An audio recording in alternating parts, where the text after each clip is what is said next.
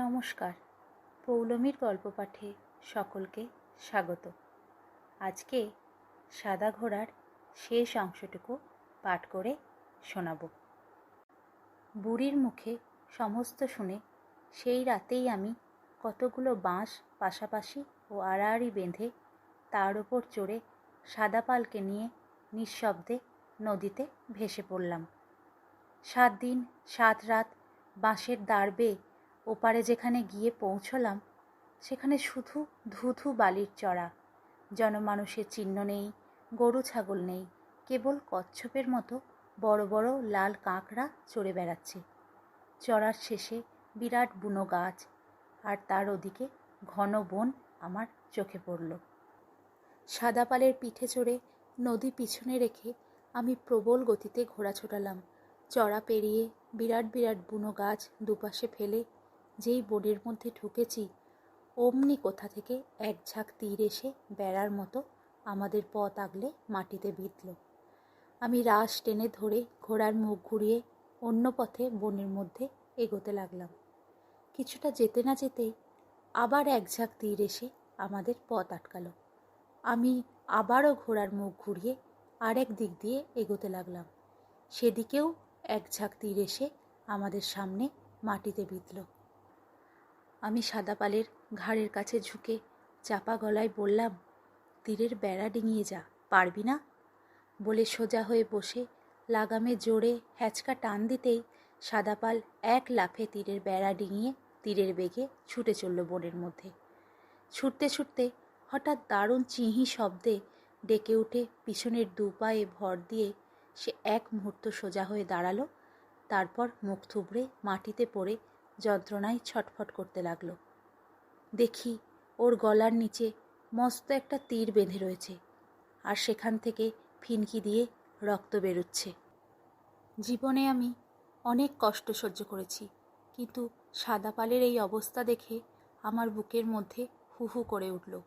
রক্তে মাটি ছপছপ করছে, ওর দু চোখ দিয়ে জল গড়াচ্ছে। কি করব বুঝতে না পেরে আমি এক টানে তীরটা বের করে ফেলে ওর গলা জড়িয়ে ধরলাম। হায় হায়, অস্ত্রের সন্ধানে এসে তবে কি সাদা পালকে হারাবো? হঠাৎ চারদিকে শুকনো পাতার মচমচ শব্দে মুখ তুলে দেখি বিরাট চেহারার শত শত লোক চারদিক থেকে আমার কাছে এগিয়ে আসছে। তাদের প্রত্যেকের হাতে বড় বড় তীরধনুক। কাছাকাছি এসে হাতের তীরধনুক মাটিতে নামিয়ে রেখে তারা প্রণাম করার ভঙ্গিতে উপুর হয়ে শুয়ে পড়ল। তারপর তাদের একজন ধীর পায়ে এগিয়ে এসে রক্তমাখা তীরটা কুড়িয়ে নিয়ে তাই দিয়ে সাদা পালের রক্তে মাটির ভেজা পাশে দাগ কাটল।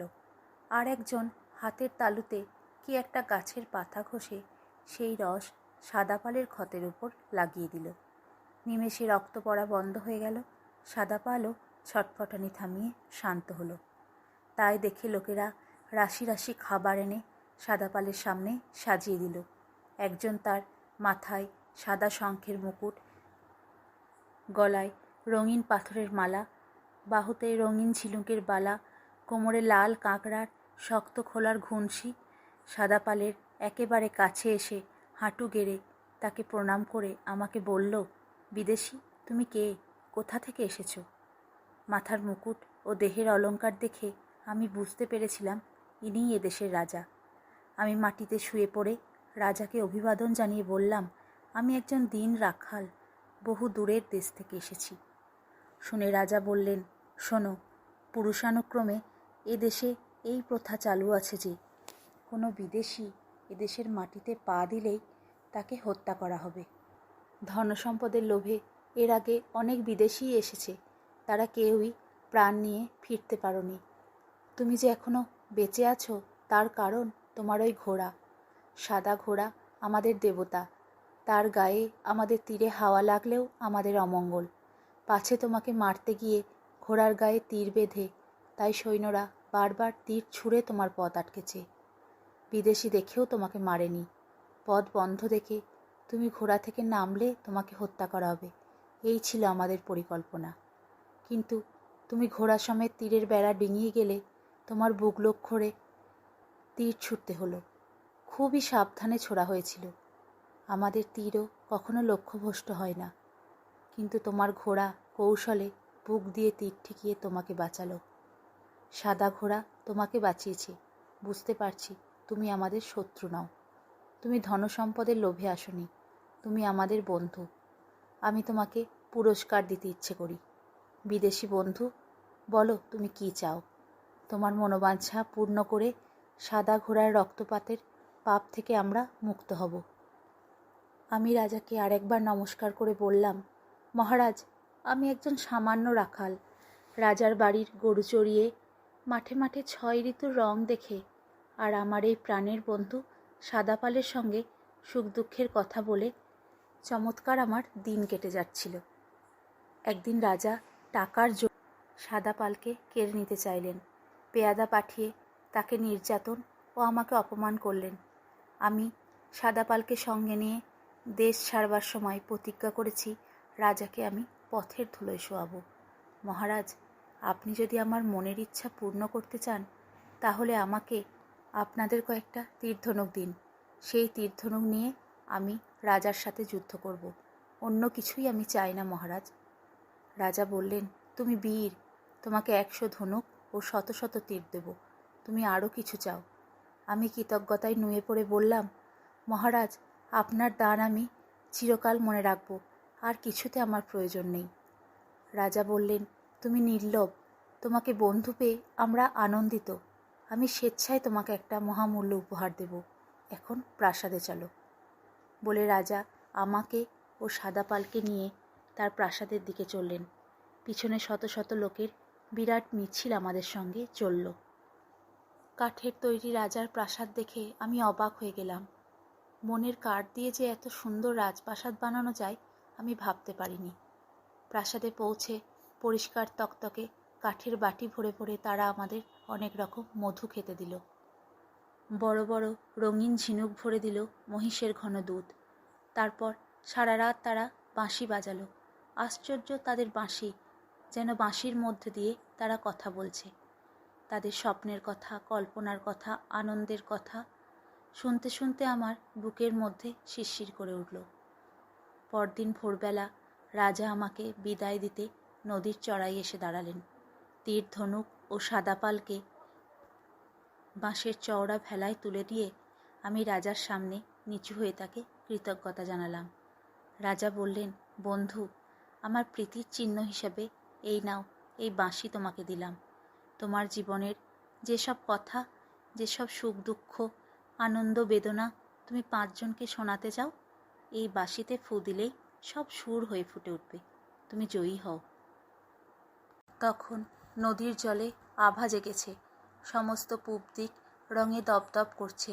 দাঁড় বাইতে বাইতে যতক্ষণ চড়া দেখা গেল, দেখলাম রাজা ভোরের আভার মধ্যে দাঁড়িয়ে আছেন। দিনের পর দিন দাঁড় বেয়ে শেষে একদিন সেই থুরথুরে বুড়ির গ্রামে ফিরে এলাম। আমাকে ফিরে পেয়ে বুড়ির আঁকিবুকি ভরা মুখ হাসিতে ভরে গেল, আর গ্রামের জোয়ানেরা যুদ্ধে যাবার তোড়জোড় করতে লাগলো। সেখানে কিছুদিন নদীর মাছ, সুগন্ধি চালের ভাত, কালো গায়ের দুধ আর মিষ্টি ডাবের জল খেয়ে সকলে মিলে তীরধনুক মহড়া দিয়ে একদিন আমরা দল বেঁধে আমার দেশের দিকে রওনা দিলাম। গ্রামে পৌঁছে এতদিন পর গ্রামের চেনা গাছপালা, পুকুর, মাঠ দেখে আমার মন আনন্দে নেচে উঠল। একটুও বিশ্রাম না নিয়ে আমরা গ্রামের পূব দিক বরাবর এগিয়ে গিয়ে রাজবাড়ির সামনে দাঁড়ালাম। আমি সাদা পালের পিঠে দলের একেবারে সামনে গিয়ে আকাশে মুখ তুলে চিৎকার করে বললাম, আমি বিজু রাখাল ফিরে এসেছি। কোথায় রাজা? তাকে তার দম্ভ ও অবিচারের শাস্তি নিতেই হবে। রাজা কোথায়? কোলাহল শুনে রাজবাড়ির পেয়াদারা রে রে শব্দে পল্ল মুচিয়ে দৌড়ে এলো। এসে আমাদের 100 জোয়ানের হাতে তীর বসানো মস্ত মস্ত পাকানো ধনুক দেখে তাদের মুখের আওয়াজ মিলিয়ে গেল, আর উঁচানো বল্লমগুলো আকাশের গায়ে ছবির মতো স্থির হয়ে রইল। আমি আবার চিৎকার করে বললাম, আমি বিজু রাখাল এসেছি। রাজা কোথায়? এবার মল্লিকরাজ স্বয়ং বিশাল বর্ষা হাতে বেরিয়ে এলেন। ঠিক সেই মুহূর্তে আমাদের দিক থেকে একটা তীর ছুটে গিয়ে রাজার বুকের কাজ ঘেঁষে বেরিয়ে গেল। রাজা নিমেষে পথের ধুলোয় শুয়ে পড়ে কোনো রকমে প্রাণ বাঁচালেন। আমি সাদা পালকে ছুটিয়ে নিয়ে গিয়ে সেখানে গিয়ে রাজাকে বললাম, রাজা, যেদিন আপনি পেয়াদা পাঠিয়ে আমার সাদা পালকে কেড়ে নিয়েছিলেন, সেদিন আমি আকাশ বাতাসকে সাক্ষী করে প্রতিজ্ঞা করেছিলাম আমি আপনাকে পথের ধুলোয় শোয়াব। আমার সেই প্রতিজ্ঞা আজ পূর্ণ হয়েছে। আমার শক্তি ও নিষ্ঠুরতা এবার আপনি ক্ষমা করুন। আমি আপনার সামান্য রাখাল। এই কথা শুনে রাজা আমাকে বুকে টেনে নিয়ে বললেন, ক্ষমা তোমাকে নয়, তুমিই আমাকে ক্ষমা করো। আমি এতদিন অন্ধ ছিলাম, তুমি আমার চোখ ফোটালে। তারপর নিষ্পন্দ পেয়াদাদের দিকে ফিরে বললেন, বল্লম ফেলে এক্ষুনি যা, অতিথিশালা খুলে দে। এরা আমাদের গ্রামের অতিথি। সবাইকে বলে দে আজ সব গরুর দুধ দোয়াতে হবে, সব পুকুরে জাল ফেলতে হবে, সব গাছের ফল পাড়তে হবে। আমাদের বিজু গ্রামে ফিরল, আজ গ্রামে উৎসব। এই বলে আমার বন্ধুদের অতিথিশালায় বসিয়ে মল্লিকরাজ আমাকে নিয়ে ওপরে অন্দরমহলের দিকে চললেন। সেখানে পৌঁছতেই কারা একসঙ্গে শাঁখ বাজালো আর উলু দিয়ে উঠল। রানীমা আমাকে ঘরের মধ্যে ডেকে নিয়ে বললেন, বাবা, তুমি বড় হয়েছ, মানুষের মতো মানুষ হয়েছ। আমাদের স্নেহের পুতুল নয়নের মণি টুকটুককে তোমার হাতে দিলাম, তুমি ওকে তোমার ঘোড়ার পিঠে চড়িয়ে বেড়াতে নিয়ে যেও। টুকটুক তার পাশেই দাঁড়িয়েছিল, নাকে নোলক, কপালে টিকলি আর লাল বেনারসিতে তাকে সত্যিই রাঙা টুকটুক দেখাচ্ছিল। রানীমা বললেন, কি টুকটুক, খুশি তো? টুকটুক মাথা কাত করে বলল, হুম। তার কপালের টিকলি তাতে একপাশে হেলে পড়ল। তারপর একদিন সানাই বাজিয়ে আমাদের বিয়ে হয়ে গেল। আমি টুকটুককে নিয়ে রোজ সাদা পালের পিঠে চড়ে বেড়াতে যাই। আর একদিন, যেদিন কেন জানি না সকাল থেকেই আমার খুব মন কেমন করে, সেদিন দূর মাঠে গিয়ে বিরাট আকাশের নিচে দাঁড়িয়ে আপন মনে বাঁশি বাজাই। সাদা ঘোড়া গল্পটি এখানেই শেষ হলো। বিজয় নামে এক সাধারণ বালক কিভাবে নিজের বুদ্ধিমত্তা ও ঘোড়ার প্রতি ভালোবাসার জোরে রাজার বিরুদ্ধে জয়ী হয়ে নিজের গ্রামে ফিরল, সেই নিয়েই ছিল সাদা ঘোড়া গল্পটি। গল্পটি শুনে কেমন লাগলো সকলে জানিও কমেন্টের মাধ্যমে। ভালো লাগলে লাইক করে দিও। ফিরে আসবো আবার নতুন গল্প পাঠ নিয়ে। ধন্যবাদ।